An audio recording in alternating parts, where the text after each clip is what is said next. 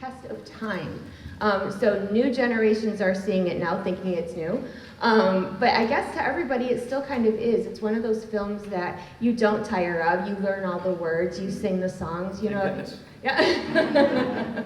So my question is, what's it like for all of you to be part of something so special that is that means something to not just the parents who grew up with the film, but now people that are showing it to their kids and how much everyone still loves it. And it seems like the popularity just keeps growing. So what's that like for you? Tell him, Larry.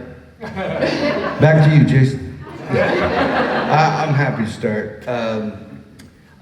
You know, it's amazing for us to, because it wasn't just nostalgic for y'all, but you know, us getting together and being together to do these kind of things brings us right back to the feeling we had when we were on set and we were all younger, and it was Tobias's very first project and one of my first big films, and they're letting us loose there in Boston, Salem, Massachusetts.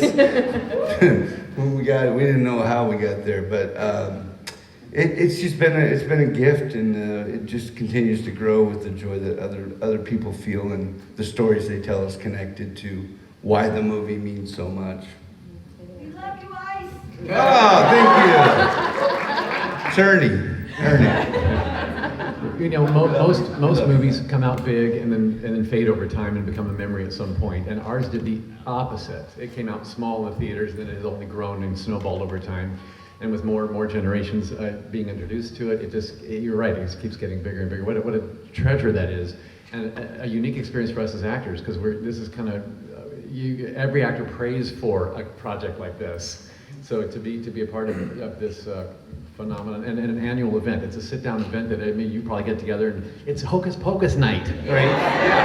Yeah. So that's a special kind of movie that there are very few of anymore. Yeah. Oh, for some of us, it's Hocus Pocus season. Yeah. You know, I remember when the 25th anniversary bash happened. That's what really brought it home. On the Freeform channel. Yes, on the Freeform channel, and it was the first time we had gotten together in person with Kenny Ortega and the producers, and everyone got together. I remember being backstage. And there were thousands of people who had come. The costumes were amazing, and you really got to see how people were personally affected by it, and just there was so much joy. It was pretty amazing. And I remember being backstage, and because Doug's done so many amazing projects. I remember being back there. I was like, do you see this with other films? And it was like, no, this is one of a kind. It's very rare to be a part of something, and it's very much about community. It's a cultural phenomenon. So we have to always treasure those when we're able to connect with a project like this. Yeah, you know, and we're as actors, you know, it's a gig. You show up, you're lucky to get the job. You've earned it over, you know, other people that are trying out, and you work hard. You love it, and sometimes it disappears, and sometimes it lasts. And to think that now y'all are watching it every year habitually, like I watch A Christmas Story, you know, on Christmas, blows my mind. So yeah, and we get invited to these fun things and meet. You find people. It's beyond our expectations. It feels great. Well, so when I met you, Jason, we had a little bit of a moment because Scott, we're Scott. No. I don't think my husband's in here watching, but He wasn't there at the front. So when I met you, Yes. you know, in the spring, I believe I embarrassed myself and I said, "Can you talk Binksy to me, please?" and you were much obliged, and you did. Yes, I said you could turn me into a fat, useless, contented house cat anytime you want. I knew they were gonna love that as much as I did. That's why I was like, "Can you talk Binksy to everybody?" Absolutely. Hello. Does anyone who knows how to change a litter box? That's what I'm going to live with. You're excellent. I can curl up on your lap. Oh, do you? Another black cat? I will train him to help me fight witches. That's what I will do. Perfect. I'm actually enjoying this too. That was great. We don't get to hear. We haven't been with Jason, and I mean, I don't know that we've all been together. This is the first time I've actually. Yeah, and you should have been with us in at the Forever Cemetery and all this stuff. So I'm glad you're with us. You're coming with us, man. Yay! Thanks. You're big. So let me ask you this just to reiterate. Last night, I believe you told me that this is the first reunion you've ever done with the four of you. Is that correct? Yeah, I mean, technically, you all recognize, you've seen the movie, you recognize that's not me in the beginning as a human factor, right? That's the amazing Sean Murray, who's a friend of mine. And I joke that, like, it's a little weird for me. It's like being invited to a high school reunion even though you went to the high school like one day. Because I came in after they got done shooting, after the film was done. The film was like 80% done. Binks was like 80% animated. And as films happen, producers want to change things. I think Sean was using his own voice. It was decided that, Binks is 300 years old. He should have an old world sort of sound. I tried out for it. I read for it. But part of my gig was to loop it. It was much cheaper to put me behind a mic than put me in the outfit and reshoot everything. So I had to loop not just Binks, but Sean as well. Yeah. And a lot of people, I was very surprised that a lot of people didn't know that because I'm gonna embarrass myself. For the longest time, I didn't realize that because the voiceover that you did Was that good? It was that good. I mean, I was like, there's no way that when you and I talked about it, and I was really surprised. Is there a lot of you that didn't realize that there was? See, you learn something new all the time. Even when in the beginning, when Sean is climbing through the moat to save his sister. And he comes in there, and there's a tight close-up on his face, and he's breathing heavy, and there's this bead of water that's going in and out. That's my breathing. Like, they wouldn't even let him breathe. They had to replace his breathing. It's fun to get the little ins and outs of the movie, and being a super fan, there's certain things that I know that I kind of wanted to talk about. So Doug. Oh, yes. Yes. So I think this is really fascinating that I had learned something about the moth scene when you get your mouth cut. You want to talk about that? Well, I'm sure some of you have heard the story that there were real live moths in my mouth. So I don't want to be redundant here, but I'm going to tell it again. So, when Billy cuts his mouth open, he's been dead for 300 years. He's full of dust and moths. So they were actually live. The CG was not what it is now, back in 1993. So they actually had a moth trainer that had these in a cage, and he had to explain to me, moths have to stay very dry or they won't fly. So they had actually fashioned a retainer thing for me to keep in my mouth with a latex sheath to protect the moths from the moisture of my mouth and to protect my mouth from the moths, So once it's all in there, and there was a cup on the roof of my mouth that had 2 holes at the back of it, and it was full of Fuller's Earth, which is a purified dust. So it was all very timed and very, like, one thing had to happen after another. So they had to get the cameras rolling and everything ready to go before they put the moths in. That was the last thing of that moment, because they only had a certain time that they could be in there before. Oh gosh. So, and I had to keep my mouth at a certain angle so they'd fly upward, and like, oh geez. So we get them in there, and then they had to like lightly tack my stitches back, because I had to run the knife across them to pop it open. So this is all okay. The last thing was dip, dip, dip, dip, and a light burns out. And like, so, and sparks falling to the ground, like, oh no. So we got to get that fixed real quick. So I'm like, and I could feel the water table in my mouth rising, because if there's an intruder in your mouth, your saliva glands are like, hey, fix it, process. So I could feel it going, oh, okay, this is going to be bad. So sure enough, we're ready to go, and action. This mud comes out of, and these moths are like, nah. So take 2. We reset it, and they behaved so well. The second take, they went flutter, flutter, flutter, and that was it. We got it in 2 takes. Yeah. Were any moths hurt in the filming of this? Well, no, because there was a lady from the Humane Society on the set with us to make sure the moths weren't mistreated. Now that same woman smashed him in her car on the way home, right? Right. Come on now. That's great. Okay, so Larry and Tobias, let's go over to you. I believe that I think I've told you many times that you two are my favorite baddies, and I think that villains are supposed to be people that you don't necessarily care for. However, you two are my favorite villains ever. I mean, don't you guys really feel like instead of not liking them, they're awesome? And I think that some of the most quoted lines among friends and other people are usually yours. And do you get that a lot? Like when people come up to you, for you, you have to with the ice, Larry. You have to all the time. Or do people walk up to you and go, Hollywood? Yeah, we get Hollywood. The ice. Tubular. Stop breathing through your mouth and nose. What's kind of insulting is there's this iconic, this sweatshirt, right? Yeah. You don't even see my face. It's like, I might as well have just done radio, you know what I mean? It's like, but it's iconic. It is, and you think about it. It's like, nobody ever really done that before? I guess it was just different, right? To see this kind of white thug that thought he was a rapper, but to have the word ice, it was just. Everything about it just was like, oh, I see how it stuck. You know? It stuck because it was just funny because y'all were trying to be intimidating and you ended up being likable, if that makes sense. Yeah. I think Kenny, it's so fun to always bring up Kenny's name because he's such a great director and he had so much to do with what made Hocus Pocus so magical. And casting.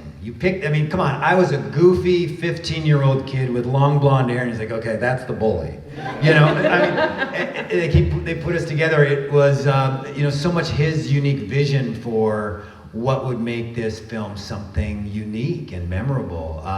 And they did, it's also in the drafting of this script because I do think we were more cliche and typically intimidating in the earlier drafts where we had the BMX bikes.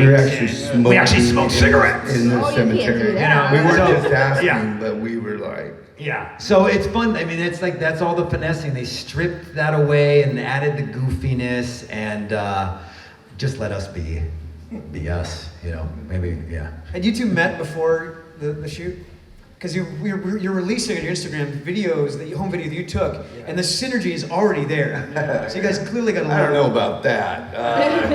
Tell us about when you guys met. So we actually met at the callback, and it was just us two. I'm assuming they were seeing other people, but they narrowed it down to our guys, and we were just outside in the waiting room. I think we ran it a few times. And what I remember was being brought into the audition room, and then the casting director left, and we looked at each other, we're kind of smiling, and then I remember you hopping down on your head, and it was a break doing a dancing headstand. era. Yeah, you were doing a headstand. I was trying to do I a like this headstand. guy. Yeah, I like him. And then we came in and ran the scene a couple times. Yeah. But there was that chemistry, and when we got to travel together that was the first scene we did was in Salem in the actual graveyard that we shot the first scene, but we had plenty of time to goof around before we'd gone there too, and we were always playing with it, and then we would just kind of banter off screen. So we have footage of us, like I sent to you, of us in the trailer doing our own little talk show and filming everybody on set, and it was just so much fun, so liberal. So free. So free. And the same thing with you, Doug. In the part of the movie, you're supposed to be the scary guy to, chase the kids down and help the witches out. And then the same thing, you turn out to be this most lovable zombie ever, right? But you are. And it ended up being one of the most beloved characters. Everybody knows who Billy Butcherson is, and how was that like for you to be cast for something like a zombie and turn it up to be like everybody's most favorite zombie? I didn't expect that, but when you have a career that's under lots of rubber bits, as mine is, you play a lot of scary characters because of that. So a zombie, if I was thinking, okay, but what made it was so fun going to work every day to play a light and a funny, goofy, floppy zombie. Right. Before zombies were cool. Right? That was the first. But Zombie OG. yeah, right. OG. I was the OG. Yeah. OG zombie. But Kenny Ortega also, our director, wanted Billy to have an appeal to him. So even like the design of how I looked, the pattern, the facial prosthetics that went over me to make me kind of more cheekbony and less cheeky. Less cheeky. If I was Cheeky. if I was in Great Britain, they would have chuckled. But that's they kind of, it was my own face but dead. So a little bit. But he was more handsome than me. When I put that on, I was like, oh, that's a handsome zombie, right? And then the long rock star hair, and the period, piece, the period era coat, and the fluffy ruffles here. It was like, he's kind of hot, right? And so I hear over the years, like, did you know you're my first screen crush? Right? I hear that a lot. It was just so sweet, and I have to remind everybody, I was dead, right? So they seem to want to work out in therapy. I'm not here to judge, But. That's great. So, being that the movie is such a classic and people love it so much, is there anything that you would want to share from either behind the scenes or something special about a certain scene that you shot, or just some kind of like fun fact from the movie from each of you?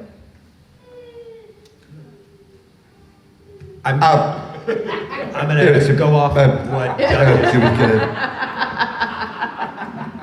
Documentary. Still there. Some things don't change, huh? Go ahead. We don't have all day, guys. Just pick I was one. still thinking. You have one. Tobias Joannick, everybody, go ahead. So I was gonna go off something Doug had. Sorry. He I got reminded it. me with the costume, and this is I don't know why I just loving Kenny Ortega right now. Where with the fashion of this film, and this was again Kenny, because I remember originally I was actually going to have a kilt. Oh. But what I love is Kenny, of course, just one of like the simplifying kind of genius. And he's like, let's just use a flannel and flip it around. And what I love is how many people over the years have reached out loving, your style in that film was amazing. You're like a fashion icon. And this was just, Kenny would add all of these little details. So this was behind the scenes. I remember having conversations with him about this, and I think he was piecing so much of it together on those the weeks before we began shooting. And I really do love those small touches. And I for whatever reason, I just love it. It was like flipping a flannel around, and it really was a funny little fashion statement that stuck. Yeah. Well, that ended up being a big style back then. Yes. Yeah, everybody was putting flannels around their waist. So you're the trendsetter then, right? Yes, it was not. Kenny had absolutely nothing. It was to do with totally you. That's It right. was totally you. Okay, do you want to add, Larry? I just think about the fun we had shooting like the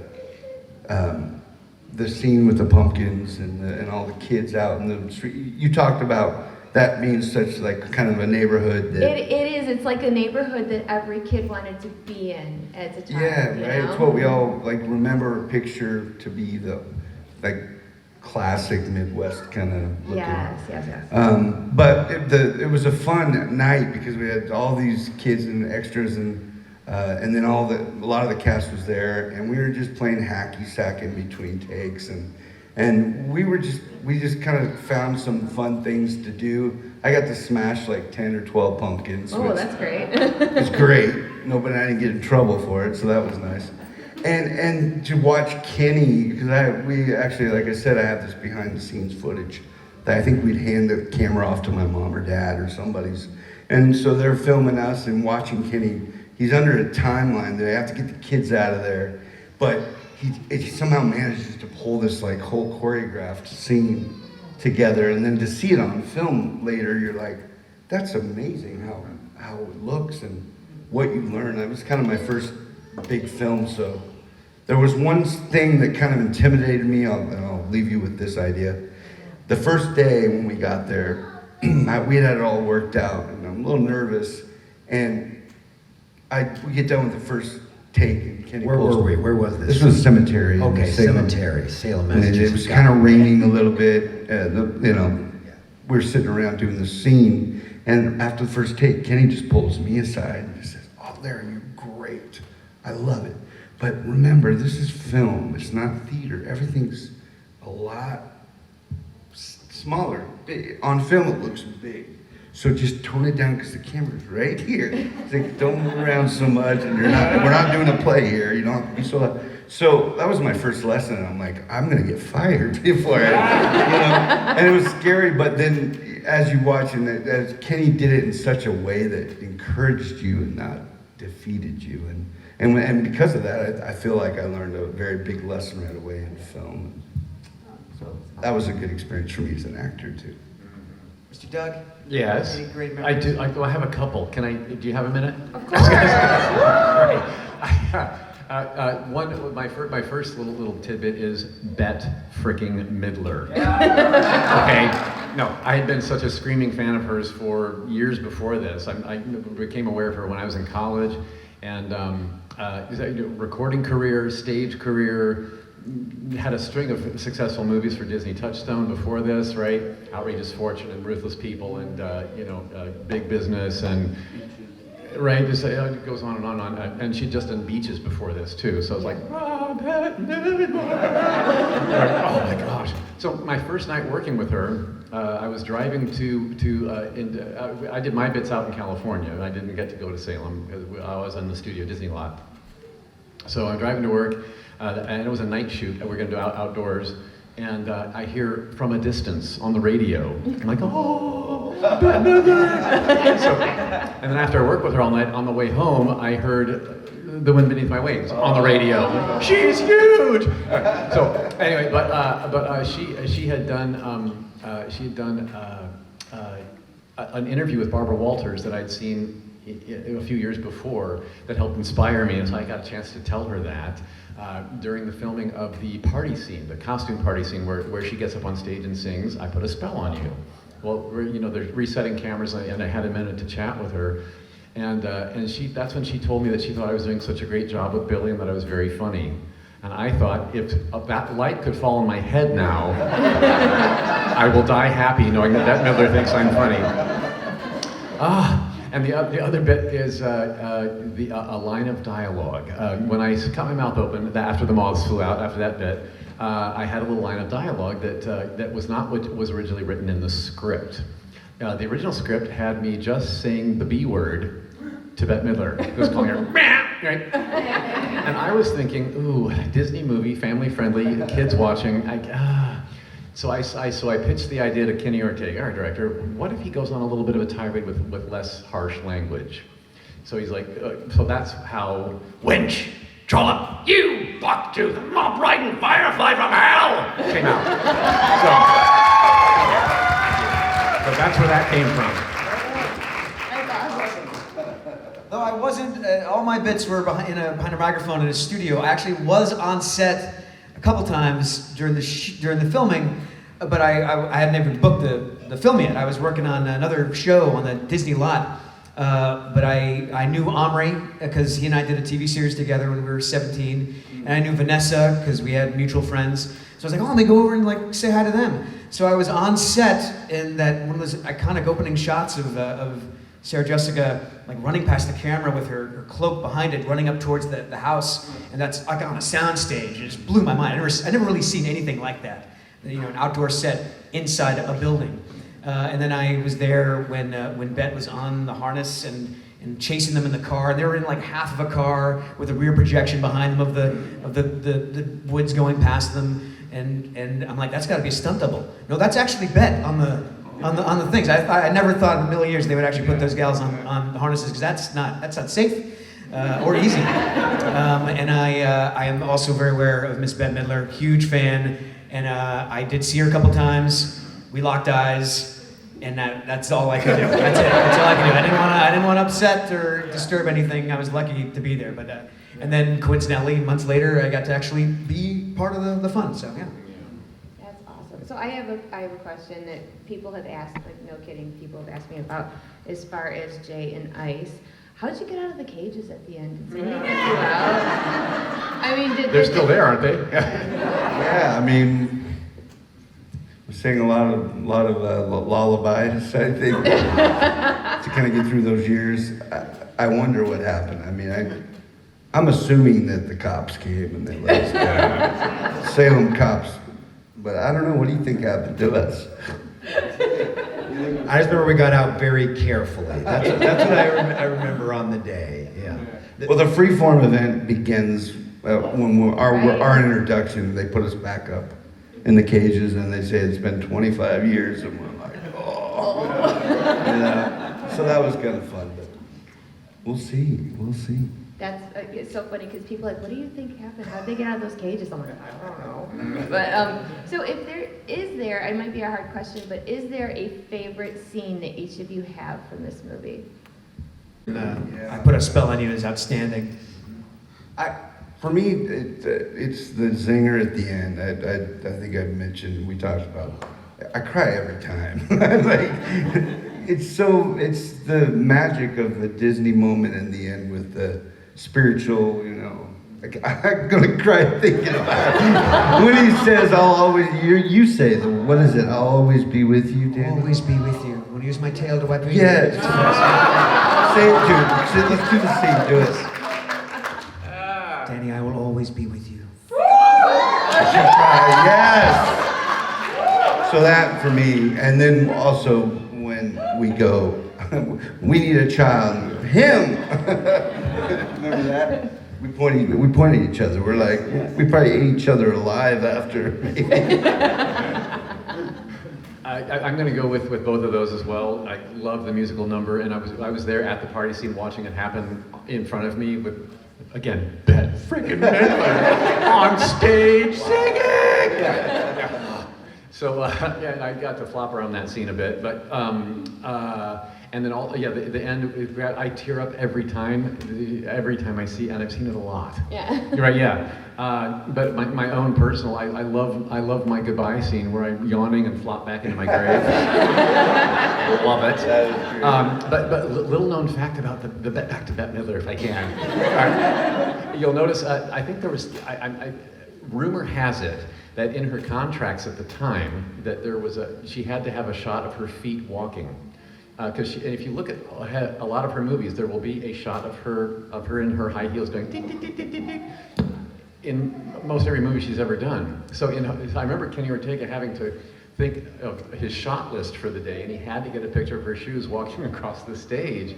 So yeah, if you watch the movie again, in that scene there are actually 2 foot shots of her. One where she's entering the room for the first time and they tilt up to catch her going, looking around the room. And the other one is on stage. They do a quick shot of her feet walking side to side. Anyway, little foot fetish shot. I have no idea why that would be in a contract, but again, that's just me remembering. I might have it wrong. I don't know. The only other scene I would add to the mix, because I also cry at the end, would be Sarah Jessica Parker with Satan.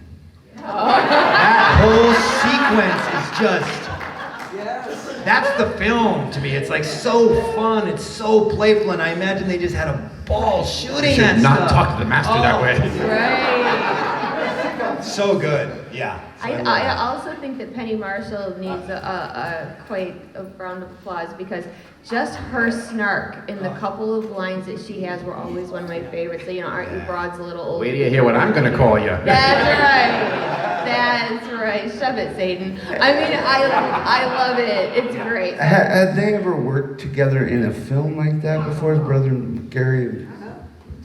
I don't think they had. I think someone had said that was the cool first too, time. right? Yeah, having them work together, yeah. They were fantastic. Yeah. But they're really brother and sister. Yeah. I would like to add one thing. Can you tell a little bit of the story of my eye-to-eye encounter with Bette Midler? I was going to save you the embarrassment of this. The real reason I know why you're doing this, it's because Jason mentioned locking eyes with Bette and it being a pleasant experience. I had it not so pleasant. Our friend Larry here Mr. Camera. brought a Hi8, there's a Hi8 video camera to A1 set. digital, very nice video camera for the day. It was very nice. It was for pretty the time. big. And he filmed everything. So we were on set one day. We were in their house, in the witch's house, and I don't think Bette knew who Larry was at this time, right? And he had his camera, and he was filming, and he's tracking along, and he there's Bette friggin' Midler. You're gonna film, you're gonna have the camera on her. And he's in there. What I remember is seeing Larry filming, and then suddenly he goes, and he turns the camera, and then it was looking back at the footage to see that Bette Midler suddenly saw this man filming him and just, As Winifred, yeah, too. as Winifred. What's this?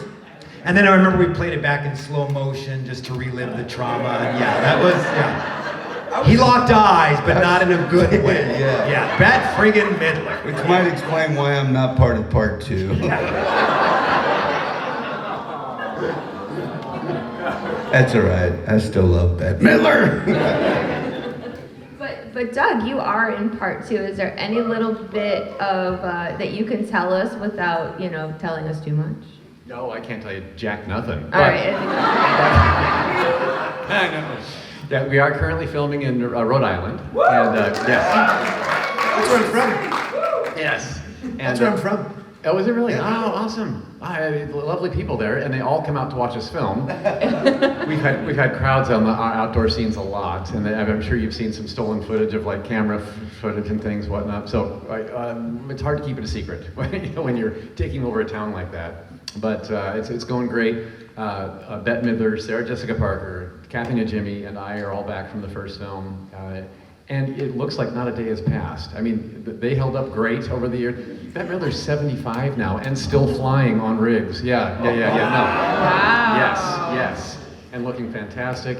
And when I put the Billy Butcherson makeup, and it's my original wig from the first film too. They found it on a thing, and I go, oh, here. Right, and the costume, it looks like 3 minutes have passed in the last 29 years. I'm like, wow, my gosh. Yeah, so again, haven't aged a day, you guys.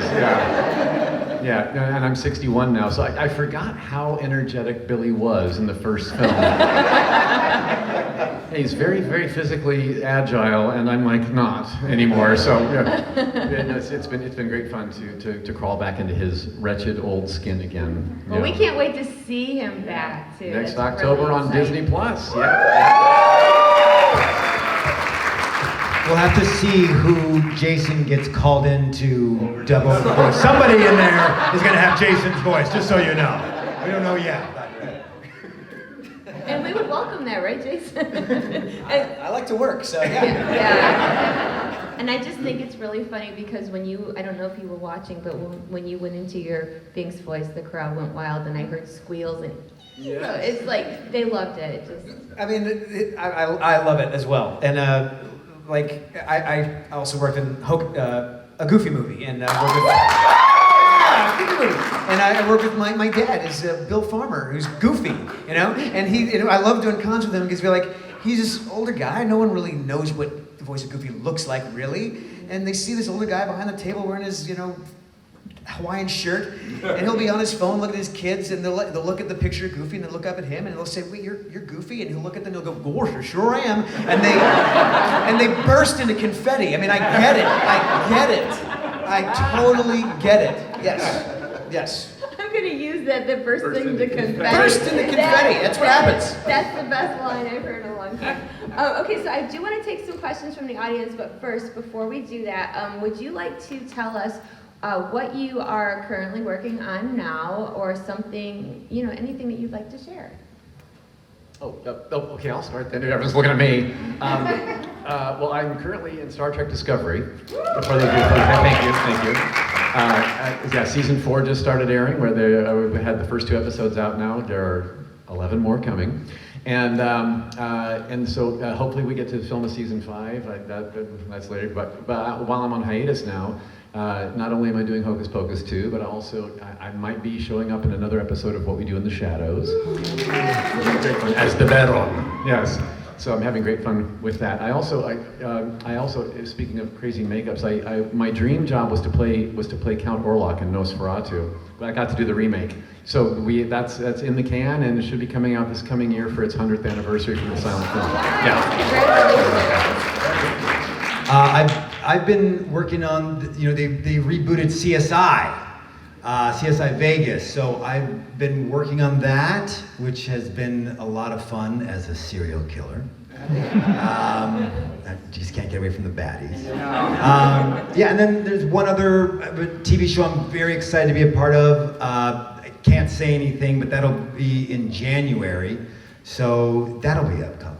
You can't say what. I can't. Yeah, I I can can't. I? It's an established. What platform, network, anything? NBC. It's an established show. I can't. Yeah, thanks, Larry. Yeah, I tried to make that. Yeah, this is him. For me, I worked on a film called Father Stew. I don't know what this is going to end up calling it, but Mark Wahlberg film. He plays. It's a real life story of a guy that was started as a boxer and decided he wanted to be an actor and became an actor, and then he became a preacher. And so it's a pretty fascinating story. And Mark Wahlberg has kind of done quite a few things himself. I got to work with him. That was cool. And then I worked on a show that it was for BYU channel. I don't know if anybody has or knows that. Dwight in Shining Armor. I don't know if you've seen that, but got to play a school principal in that, which was a lot of fun. And then just working on my music stuff and working on trying to get another job. That's about it. Thank you. Very talented musician here as well. I still doing cartoon voices. I did another season of Young Justice. It's out on HBO Max at the moment. And I did a Scooby-Doo movie. It'll come out next year, I think. Video games and some Transformers things. And then I did my first on-camera thing in a while. I played a bad guy, like a creepy bad guy in a movie called The Other People. It'll be out probably next year. And I live in Nashville, and I have a pet project that I love you to watch. It's called the Mars Variety Show. Great show. Yeah, thank you. And there's a lot of great musicians and stand-up comedians in Nashville, and I use this platform as sort of like inspired by the classic variety shows of the 60s and 70s, like Bert Sugarman's Midnight Special or Laugh-In. And I'm the host, and I share like some amazing, talented musicians and comedians I feel you guys should be aware of. And it's on YouTube. Just look up Mars Variety Show. Please hit the subscribe button. It's free. It helps. Thanks. So we only have time for a couple of questions, so I will grab a couple. Right here. No, your hand went up. Yes. So this was something that I was thinking about after I talked with James at his booth. Jason. James is the other guy. It's okay. It happens all the time. Happens all the time. It's all good. It's all good. I love you too. So we were talking about the backstory for Thackeray, how different it is, going from the beginning of the film to the end of the film and what may have happened. And I'm wondering, what is the backstory that you may have developed for your own characters aside from the script? That's a good one. Thank you. Who's that hip hop artist we recently discovered? No, this has a reason. You mean the one that did the Yes, Hocus he did Pocus? these incredible I think tracks. he said he was going to be here. Do you remember? Anyway, he was incredible. He made an entire album The Hocus about Pocus. Hocus Pocus He's here. Oh, is that who just walked There. in? Heath right there, yes. How about this? He literally just walked in. I just hearted some And of it your was music. incredible It's great. backstories for, I know like with our track, it was, The bullies and how the reason why they're bullies, like really cool ideas. I think we got treated bad by our parents, and then we became these bullies that are doing this and that. But he refers to like what we're wearing and where we're at in Salem, and it's so cool. And he did one. He did a Billy Butcherson song as well. That's how I found out. Heath is so talented. Oh my gosh, he's right there in the white t-shirt. Wave, everybody. will you stand Wave. up just for a second? Yeah. You really should check out Yes. his album. Yes. Yeah, very cool. He did a Hocus Pocus inspired album, and you can find it on the Spotify and other places. Is it Bandcamp? Apple Music, or there you go. Yeah. So, and what's it called again? It's called Hocus Pocus Sad Songs Inspired by the Film. That's Sad. There you go. Yeah, and the Billy Butcherson song was about Mike. He just wants love, and he's dead. So brilliant lyricist, brilliant musician. Oh my gosh. But what were we saying? Oh, backstory. Also, well, my name Billy. Before I became Billy Butcherson, they were calling me Billy the Butcher. So I figured he must have chopped meat at some point. That's good. Pretty simple. Albertsons. I think he's You know, one other, this would, for backstory, I know this is what I actually did use when I was preparing for the audition, because there's the character breakdown. For every audition you do, they'll give a description of the character. And for Jay, it had said he liked Guns N' Roses. And so I wanted to, these were early days, go very method, you know, and I really had to listen to Guns N' Roses on loop with my little audio cassette recorder. And I remember my parents said they had a school, and they opened a school in Santa Barbara, and my summer job was to clear out all the grass between the cracks in the basketball court. And I just remember, I'm gonna get this chair roll, and I won't have to get to that. I'm listening to Guns N' Roses the whole thing, and that felt like maybe this is something Jay would do, you know? Maybe he had to do this. Welcome to the Jungle. Yeah. November Rain. Yeah, I remember it was that album. Yeah. Okay, then I got something that as far as my backstory with Ice was, it was every character I'd played before was also a bully. Honestly, I was a bully from, like, my first job on TV was a guest star on Mr. Belvedere. And I had a ripped jean jacket, and I was the bully with Seth Green, you know, little Seth. He was the little bully. And so I played a lot of bullies, and some of my bullies that inspired me along the way was Biff, obviously. Hello. And then the bully in Lucas was really intimidating and good. But I had just done the play in high school, in my senior year at Grease, and I got the role of Sonny, who's kind of just this. That's where I created the laugh, that you know, that whole. And Sonny was just basically Ice, but without the word ice shaved in the back of his head. But that was good, because that's what I used, because I had already kind of developed this character for my audition for Hocus Pocus, which really, I think, helped me sell it. What about you? Any backstory on Bings? Gosh, I mean, we 300 years. He started as an ordinary teenager hanging out with his family on the farm, and what's interesting to me, we talked about this. It's like what happened those 300 years. I mean, he obviously couldn't communicate. He wasn't communicating with his parents. He couldn't communicate as a cat. He had to learn how to do that, and then how to function in this new body, and how to speak, and maybe he had to found other familiars that witches turned, maybe other kids that witches turned into animals. I don't know. There's a lot of fun things that could have happened. Yeah. How to learn use a cat box. I mean, you mean I could just go anywhere? This is fantastic. Poor Bings.